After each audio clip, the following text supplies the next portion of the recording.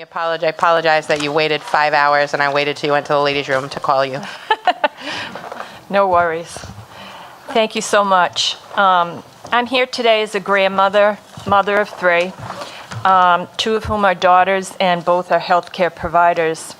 I ask you to please vote no on S105. My state senator is Senator Valverde, and I have never met Senator Valverde, seen her, or heard her until today, so I needed to speak with you directly. Some who advocate for this bill are motivated because they fear another conservative justice will be named to the Supreme Court. Like them, I did not vote for and never could vote for our current president. However, rushing to codify Roe could have acute unintended consequences, as we see in New York. Many claim that the New York Reproductive Health Care Act merely codified Roe into law. However, almost immediately after passage, that same act forced prosecutors in Queens to drop fetal homicide charges against a man arrested in the murder of his pregnant girlfriend. So, are you sure this bill does not eliminate the fetal homicide statutes? Dueling poll data draw differing conclusions as to where the majority of Rhode Islanders stand on this bill. Yet, as public servants, you are sworn to uphold the rights of the minority. Our government was beautifully designed by our founders to protect minority rights.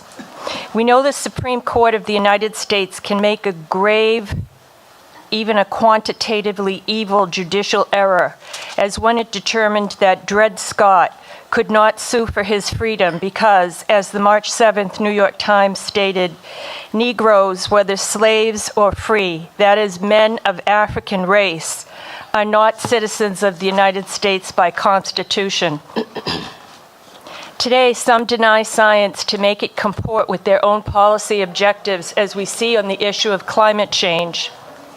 Atlantic Magazine reports recently that scientific progress with groundbreaking new developments in neonatal research and technology are transforming and fundamentally shifting the way people think about abortion. We can't go back to 1973 because the science is demanding that we think differently. I live in South County, and I often see the work that Rhode Island DEM does to protect the piping plover.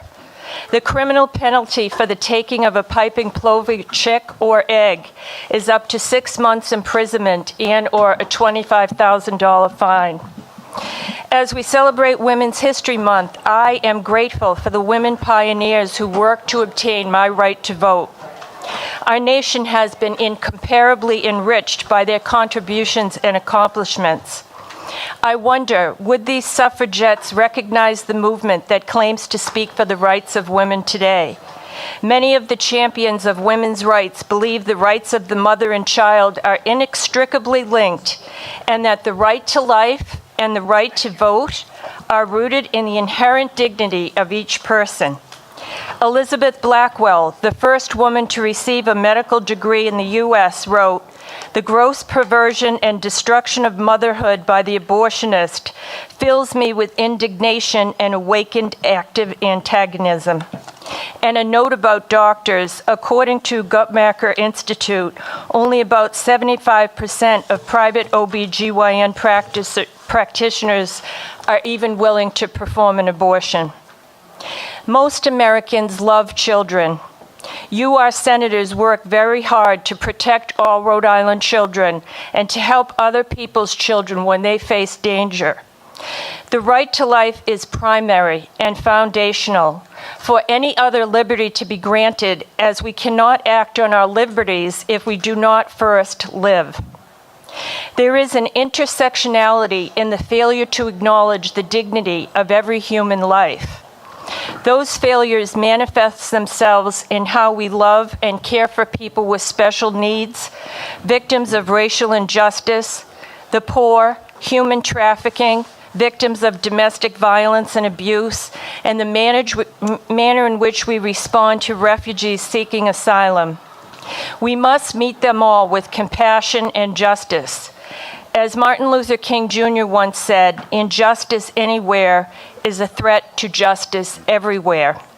And just one final comment, I'll be very quick. I heard the lady from the Women's Fund discuss economic parity as a reason for you to pass this bill. And I was thinking about my own grandmother who gave birth to 11 children at the height of the Depression, 2 of whom died. There was no safety net back in those days. And then shortly after I was born, my mother, who was an only child and got TB, was sent to a public sanatorium when I was only 9 months old. Because my grandmother had so many children, all those younger aunts and uncles were able to take care of me when my mother couldn't. And then in 1970, a 16-story condominium collapsed on my uncle, and my aunt, he was a father of 3, one baby was 6 weeks old. My aunt was widowed, and because of all her brothers and sisters, she was able to get by, basically. So I think sometimes if we just view economic conditions alone, we miss some of the most significant riches in life. Thank you so much. Thank you. Any questions or comments for this witness? Thank you.